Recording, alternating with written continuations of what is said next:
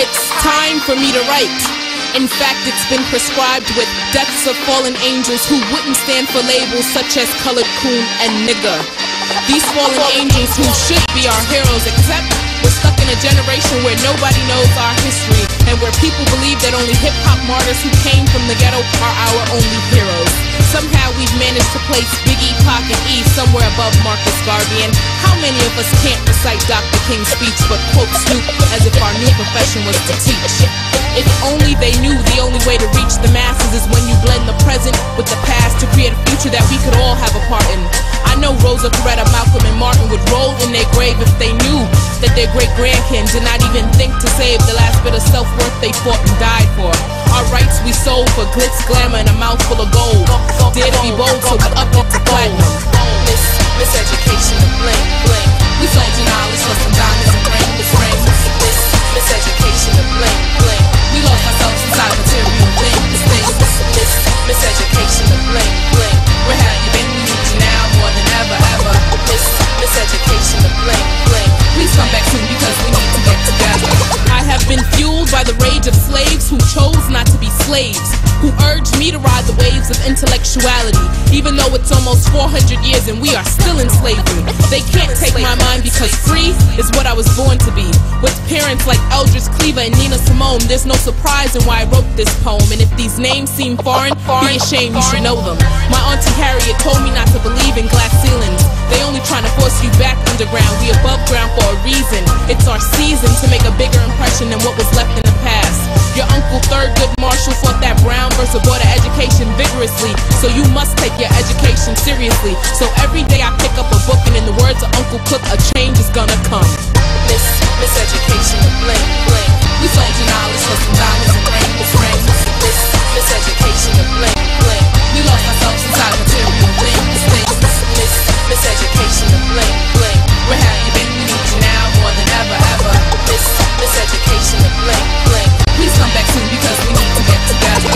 Cause bling is in, or so we think, as we sink deeper into this mental stupor of complacency. Time is wastency, no time to be lazy, it's time to attack, and yes, abrasively. Let's take advantage of the few liberties given and become driven to reach intellectual sovereignty.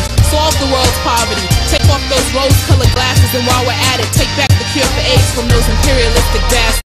Just another ploy to make us call them master, so we can beg for food and water when a natural disaster like Katrina hits, as bits and pieces of our history wash away like sand in the sea. See, we got so carried away we forgot to ask them why out of a 270-page textbook on history, only 20 pages reflect Black and Latino history. Now the rest is unknown, and this is America's true unsolved mystery. I guess what they say is right, the best is best when kept secret. Can you keep it? Can you keep it? Can you keep it? Can you keep it? Can you keep it?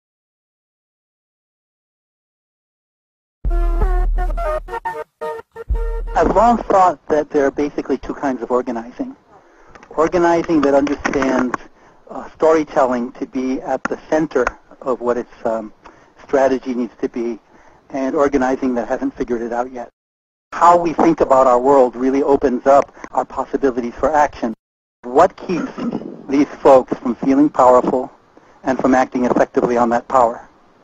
Not what external oppressions, repressions, or conditions are holding people down, but what are the internal impediments? Where can we put the acupuncture needle that's going to free up the energy and the power that's trapped in this community?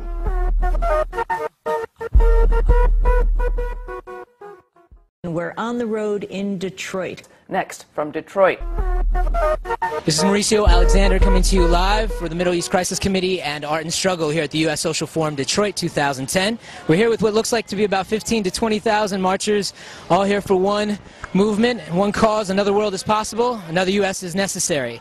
Shortly we'll be coming to you with interviews and more information coming to you very soon.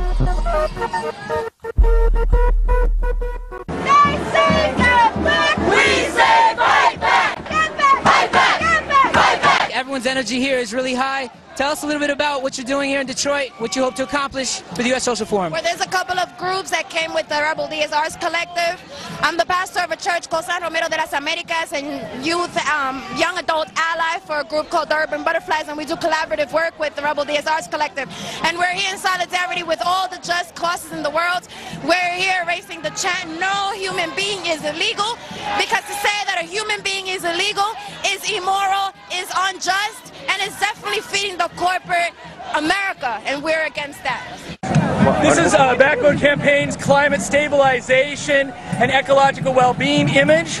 Lately, Backbone Campaign's been organizing a national boycott of BP and calling for putting their American assets into retainership to guarantee full accountability. So we're all for corporate personhood if we could have corporate capital punishment. Well, actually, we'd rather not have corporate personhood and still have corporate capital punishment.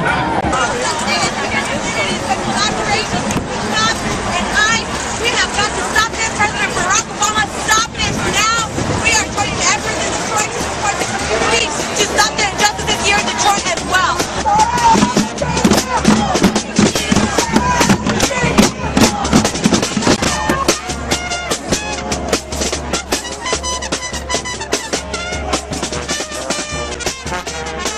Justice to the people, power to the people.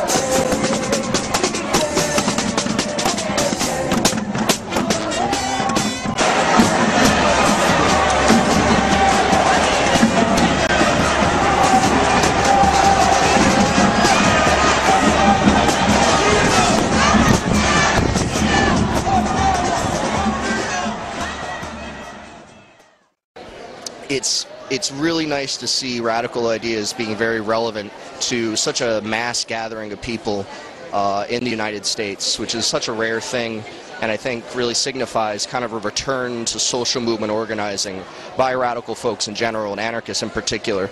So it's been an extremely useful and valuable and historic thing to be in attendance.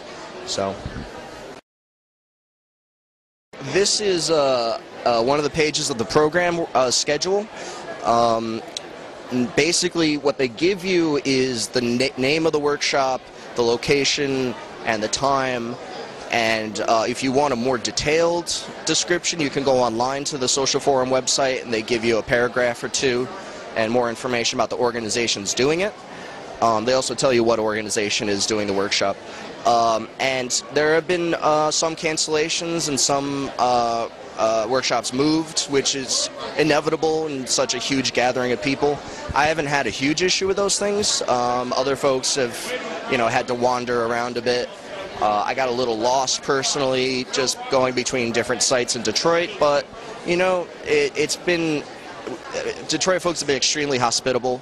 I've been able to ask directions with no problem, and I, was welcomed here by another movement person that I knew, that I had a friend who was a friend of a friend who let me stay with her and use her bike and, all this other great stuff. So it's, logistically it's, not ideal, but I think that a great job has been done. I think they do even better next time.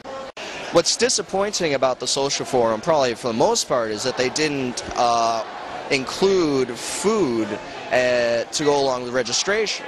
So I really was not inclined to give them very much. I gave a very minimum amount because, I needed the program and I wanted to get it easily, and I wanted to make some small contribution to the financially to the process because I can, but I also kept in mind that, all right, well, I need to basically look out for my own food this week. So you know, I factored that in as far as how much money I gave and how much money I kept for getting groceries and whatnot. So I mean, I think that such a massive gathering of working class folks, that food is just such an obvious and crucial thing to take care of. So far my experience at the Social Forum has been predominantly positive.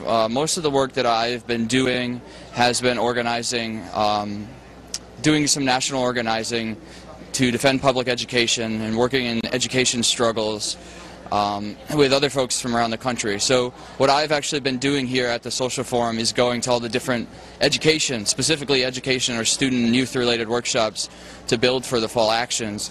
And most of those have been pretty good. I actually just got out of a workshop that ended at 12 and I didn't leave it until 12:50 because I was organizing, because there were so many people to talk to. And there have been a number of workshops like that. We've had several workshops that were smaller rooms packed with like 100, 150 people. And there seems to be a lot of energy, specifically around the education struggle and building, you know, taking the next step, building a national movement. I'm a little concerned about the PMA process. The PMA I participated in, part of the process of PMAs is to get folks together on a general topic and come up with some resolutions to bring to the rest of the Social Forum. And the PMA that I was in, the last half of it seemed to lack some direction. I'm still not clear on what the resolutions are coming out of the PMA. I was there to try to talk to people and I wouldn't say push, but to try to get fall actions based around October 7th or October in general on the table as part of the resolutions coming out of the education PMA. And I'm still not clear if that happened. So that was a little bit of a disappointment. But in terms of actual movement building that's happening here at the Social Forum, I think the most important part of it is the ability to network with other activists from all over the country.